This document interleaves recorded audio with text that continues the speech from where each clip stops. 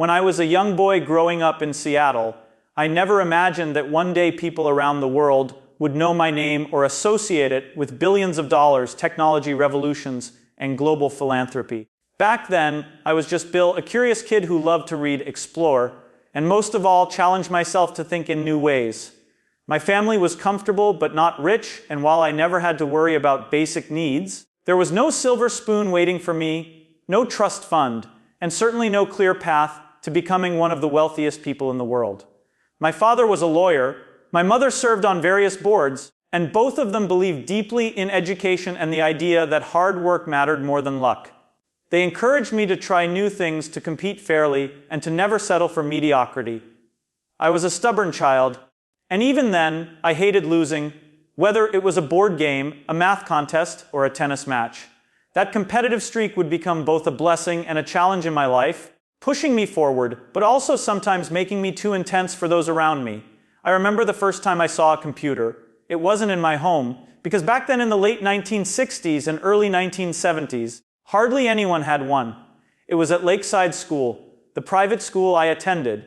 The school had managed to buy time on a computer terminal linked to a mainframe.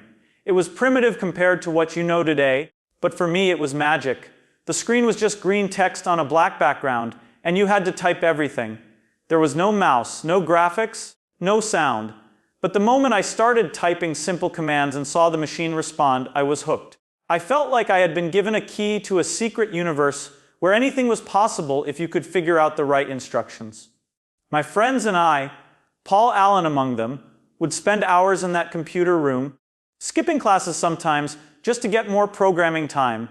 We were so obsessed that we would find ways to exploit bugs in the system to get free computer time when our paid time ran out. That wasn't exactly following the rules, and we got caught more than once, but instead of banning us, the people running the system saw our potential and made a deal. If we helped them find and fix bugs, we could keep using the computer.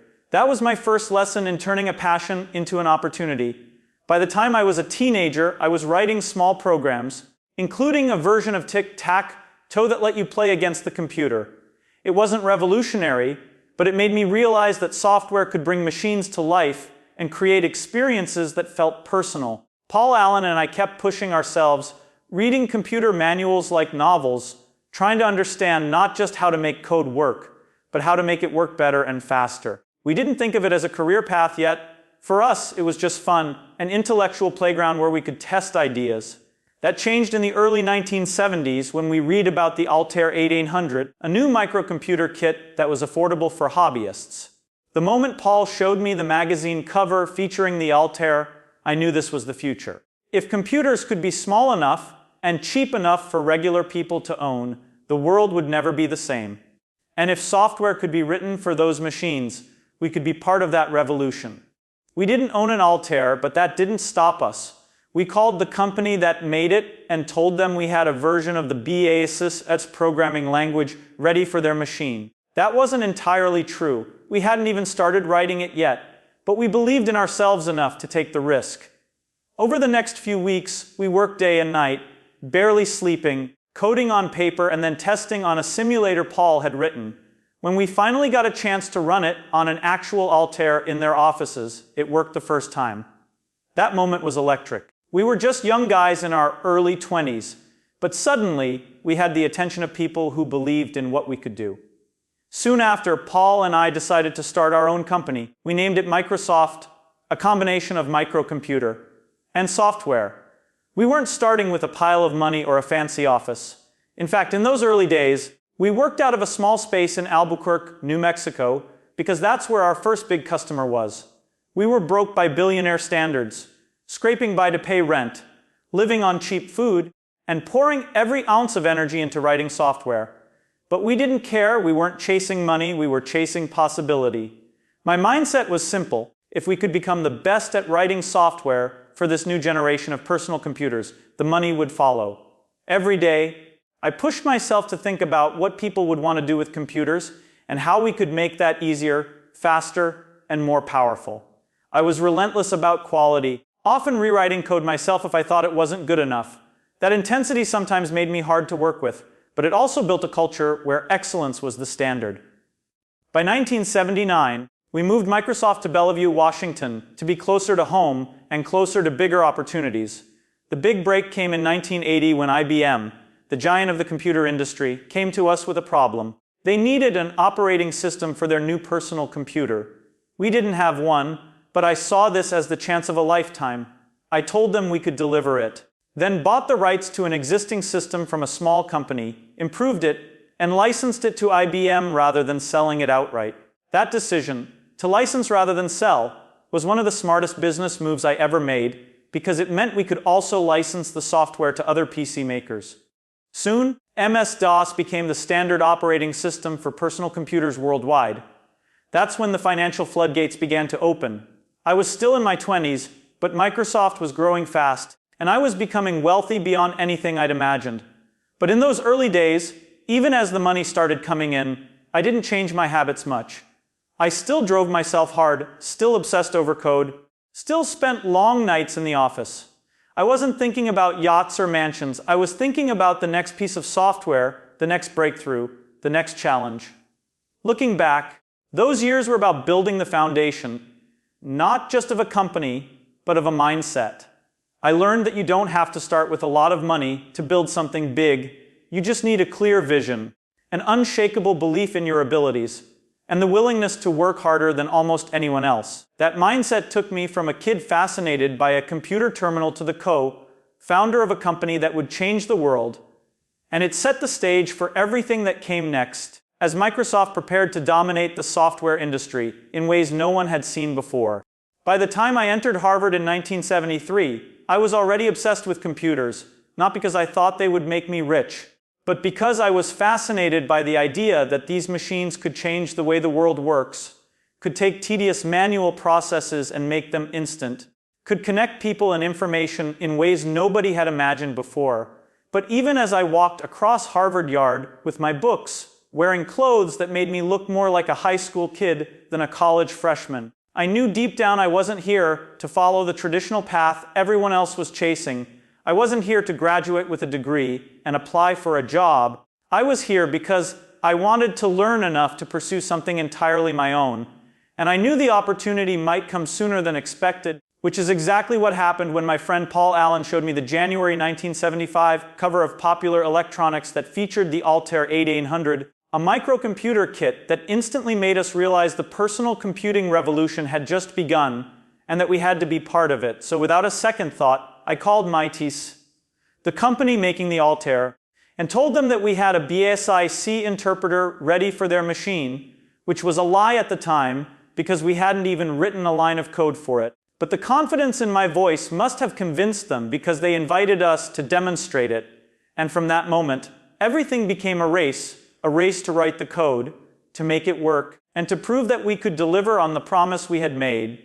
So for weeks we worked day and night, skipping classes, eating junk food, living in the computer lab, until we finally had something we could show them. And when it worked on the first try during the demonstration, I knew that this was the start of something big, not just a small project, but the foundation of a company. So in April 1975, Paul and I officially formed Microsoft, combining the words microcomputer and software, and we set out with a mission to put a computer on every desk and in every home. Even though back then most people laughed at the idea and thought personal computers were just toys for hobbyists.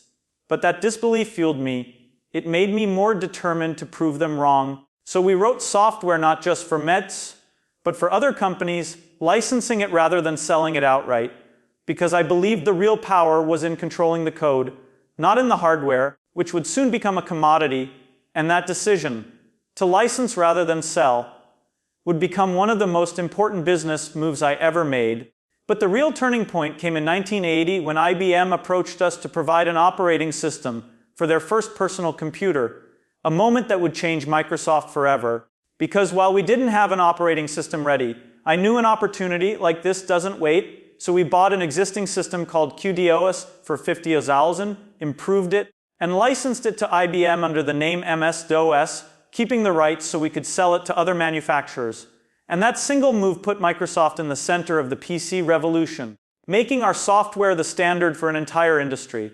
But even as money started to come in, I still worked like we were broke, pushing the team to improve, innovate, and stay ahead because I knew technology changes fast and you can be a leader one year and forgotten the next, so I never relaxed, never assumed success was permanent. And in those years, I learned that business is not just about having a great idea, it's about execution, timing, and never losing sight of the bigger picture, which is why I was always willing to make bold moves, like shifting from command line interfaces to graphical ones with Windows, a risky step because it required huge development costs and years of work, but I believed that graphical interfaces would open the door for millions of new users, people who were intimidated by computers. And when Windows finally launched in 1985, it wasn't perfect, but it set the stage for what would become the most dominant operating system in the world. And through it all, I wasn't thinking about becoming rich. I was thinking about how to make computing accessible, but I understood that if we could own the platform that everyone used, the money would follow naturally, and it did. But those years were also full of intense competition, especially from companies like Apple, whose visionary Steve Jobs was both a rival and an inspiration, forcing me to push harder, think faster, and never underestimate the importance of design and user experience. And while we had our battles, I respected the way Apple pushed the industry forward, even when it meant we had to adapt quickly to keep up. Because in business, you can't get stuck defending old ideas. You have to be willing to evolve. And I carried that mindset into every decision I made, knowing that one wrong move could cost us everything we had built.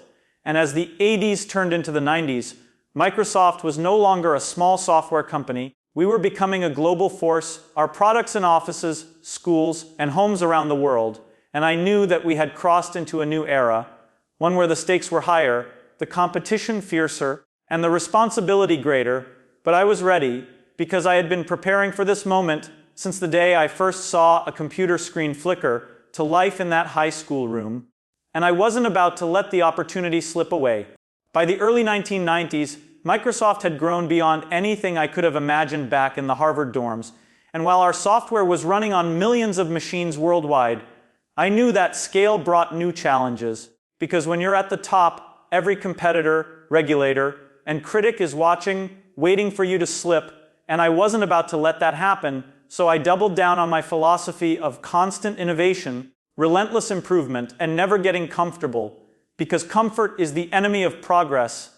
And in technology, comfort is the first step toward irrelevance, which is why I kept pushing the team harder than ever, sometimes to the point where they thought I was impossible to please. But I wasn't trying to be difficult. I was trying to make sure we stayed ahead, because history had shown me that in tech, giants can fall overnight if they fail to adapt. So even when Windows was dominating, I was already thinking about what came next, about the internet, about networking, about making computing not just a tool for work, but a gateway to global information. But it wasn't always easy convincing others, because in the early 90s, many people inside and outside Microsoft underestimated the internet's potential. And even I made the mistake of not moving fast enough at first. But once I saw how transformative it could be, I shifted the entire company's focus toward it, launching Internet Explorer to compete in the browser wars, a decision that sparked intense competition with Netscape and pulled us into legal battles over antitrust issues. But I stood by the idea that integration was key, that the browser wasn't just an application, it was the future of the platform. And while the government challenged our business practices, I believed our mission remained the same: to empower people through accessible technology. And those years taught me that leadership isn't just about celebrating wins, it's about standing firm in storms, even when public opinion is against you. And I learned to separate criticism that mattered from noise that didn't, focusing on what would keep us relevant in the long run. And in the long run, it was clear that globalization was the next frontier. So I traveled constantly, meeting leaders, partners, and engineers in countries around the world, adapting our strategies to different markets, learning from cultures that approach technology in unique ways, because I knew that if Microsoft was going to truly fulfill its mission, it couldn't just be an American company. It had to be a global one. And while all of this was happening, my personal life was also changing as I married Melinda in 1994, someone who not only understood the demands of my work, but shared my belief in using success for a greater purpose. And her influence made me think more deeply about what my wealth could do beyond building a company, because as I crossed into becoming one of the world's richest individuals, I began to see money not just as a scorecard of business success, but as a resource that could tackle real problems in health, education, and poverty. And that shift in mindset would eventually lead to the Bill and Melinda Gates Foundation. But at this stage, I was still fully immersed in Microsoft, steering the company through the rapid evolution of computing, from the rise of the graphical web to the explosion of mobile devices.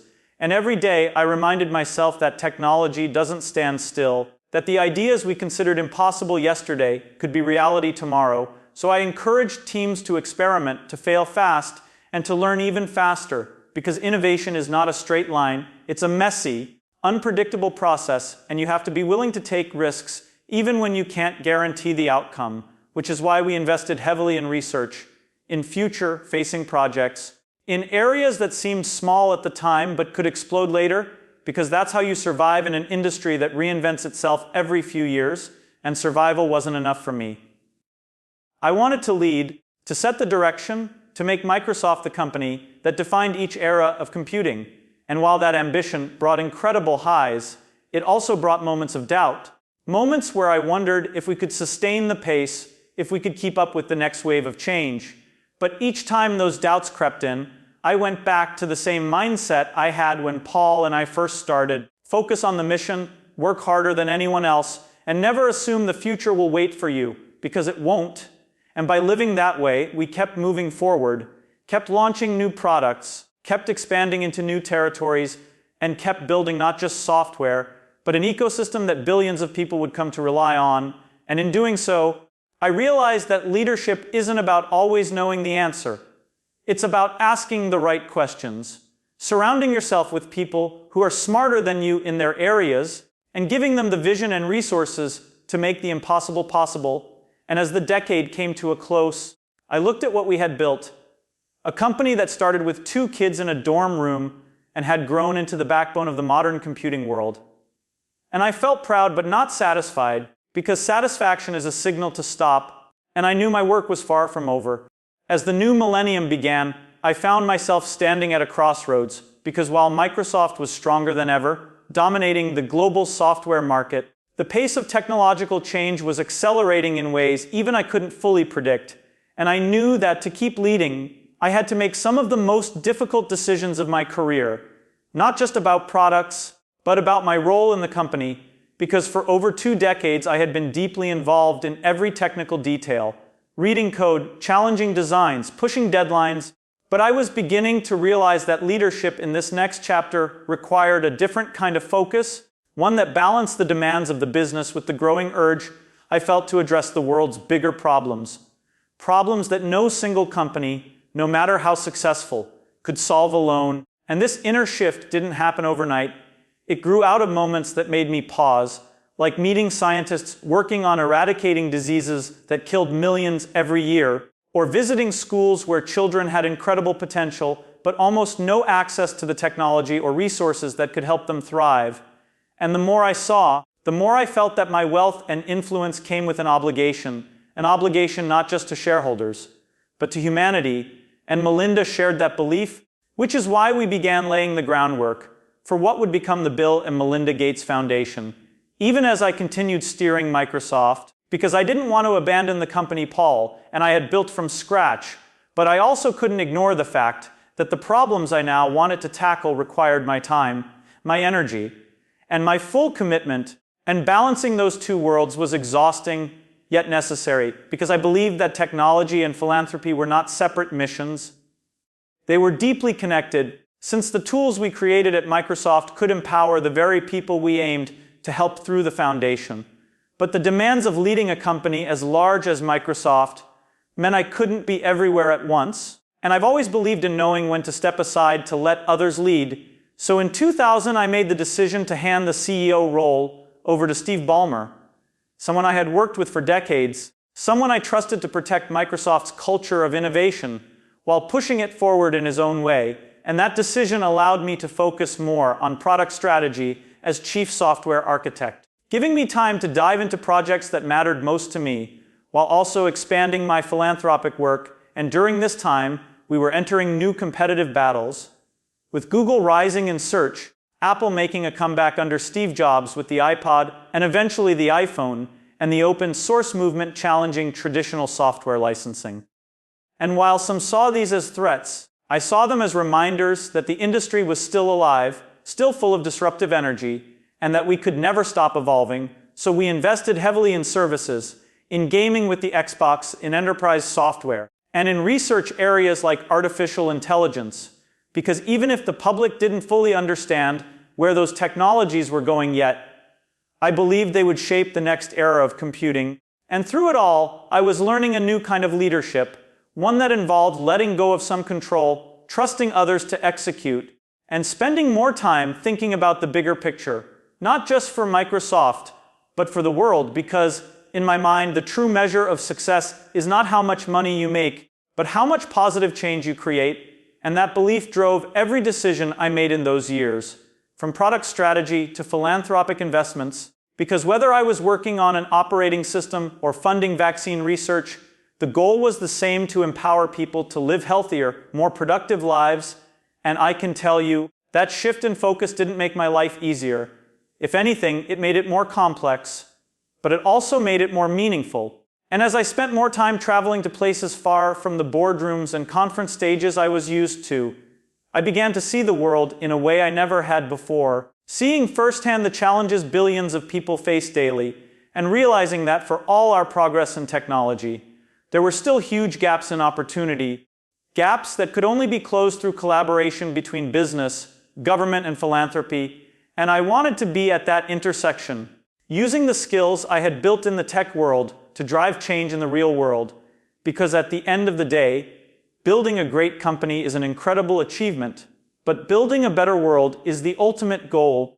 And while I knew my influence in Microsoft would remain for years to come, I was beginning to feel that my next chapter, the one that would define the rest of my life, was starting to take shape. And it wasn't about stepping away from innovation, it was about applying it in new arenas, solving problems that couldn't be fixed with software alone. And as I looked ahead, I knew the next decisions I made would shape not just my own future, but the future of millions, maybe billions, of people around the globe, and that's a responsibility I was ready to embrace. By the mid-2000s, my life had entered a phase that was both liberating and daunting, because while Microsoft was still a central part of my identity, I had made the decision to transition away from my day-to-day responsibilities so I could dedicate the majority of my time to the work Melinda and I were doing with our foundation. And I remember announcing in 2006 that in 2 years I would step down from my full-time role, a moment that felt surreal because for over 30 years, Microsoft had been my daily obsession, my reason to get out of bed, my competitive battlefield, and my laboratory for ideas. But now I was preparing to leave behind the relentless pace of shipping products and hitting quarterly targets to enter a completely different kind of challenge. One where the stakes were measured not in market share, but in human lives saved. And I won't pretend that transition was easy, because walking away from the company I co-founded with Paul, the company where I had poured my heart and mind for decades, felt like leaving part of myself behind. But I also knew that true leadership sometimes means knowing when you're no longer the one who should be in the driver's seat. And my passion for solving big problems had shifted toward the issues I saw in global health, education, and poverty, problems that were as complex as any I had faced in business, but without the advantage of a clean software patch to fix them. So I approached philanthropy the same way I approached technology, by learning everything I could, surrounding myself with the smartest people, and using data and innovation to drive results. Because if you're going to take on something like eradicating polio or improving sanitation for billions, you can't just rely on good intentions. You have to have a strategy, metrics, and relentless follow-through, and that's exactly what we built at the Gates Foundation, partnering with scientists, governments, NGOs, and businesses to create solutions that could scale, much like we scaled Microsoft software. And in doing so, I found myself applying lessons from the tech world in entirely new context, such as using predictive modeling to track disease outbreaks or leveraging mobile technology to deliver education in remote areas. And while the subject matter was different, the underlying principles, innovation, efficiency, and impact remained the same. And as I made this shift, I never stopped paying attention to the technology industry because it's in my DNA. So even though I wasn't running Microsoft anymore, I stayed involved as chairman for several years, mentoring leaders, supporting big strategic bets, and pushing for forward-looking investments in areas like cloud computing and artificial intelligence. Because I could see those technologies were going to define the next era of computing, and I wanted Microsoft to remain at the forefront. And I'm proud to say that the company has continued to evolve, adapting to new challenges and opportunities, which to me is the true test of a great organization. The ability to thrive even when its founder steps aside. And during those years, I also embraced a new kind of public role, speaking more openly about topics like climate change, pandemic preparedness, and income inequality, because I felt a responsibility to use my platform to raise awareness about the challenges and opportunities humanity faces. And I discovered that in some ways, the work I'm doing now is even harder than what I did at Microsoft, because technology problems, for all their complexity, usually have clear parameters and can be solved with enough brainpower and resources. But global problems involve politics, culture, economics, and human behavior, all of which are far messier. And yet, that's what makes them worth tackling, because the impact is so profound. And I've learned that success in philanthropy, like success in business, comes from staying focused on the long term, being willing to make bold bets, and accepting that not everything will work the first time. But that persistence and learning from failure are the keys to making progress. And as I look back now, I realize that my journey from being a young programmer obsessed with building software to becoming someone deeply committed to improving lives all over the world was not a sharp turn, but a gradual evolution, because the same curiosity and drive that led me to create Microsoft are the same forces that push me to fund malaria research or invest in clean energy. And I want people to understand that wealth, while it gives you options, is not the ultimate goal. The ultimate goal is to use whatever skills and resources you have to make the world better. And that's a message I try to pass on to young entrepreneurs, because building a great company is an amazing achievement, but it's only part of the legacy you leave. And if there's one thing I've learned, it's that the problems worth solving are rarely the easiest ones. They're the ones that test your patience, challenge your assumptions, and force you to see the world from perspectives you've never considered. And for me, that's what keeps life interesting. That's what keeps me motivated. And that's why, even after stepping away from Microsoft, I don't feel like I've slowed down. If anything, I feel like I'm still in the middle of the race, just running on a different track, one that doesn't end with a product launch or a quarterly report, but with a vision of a healthier, more equitable world. And as long as I have the ability to contribute to that vision, that's exactly where I'll put my time, my energy, and my passion.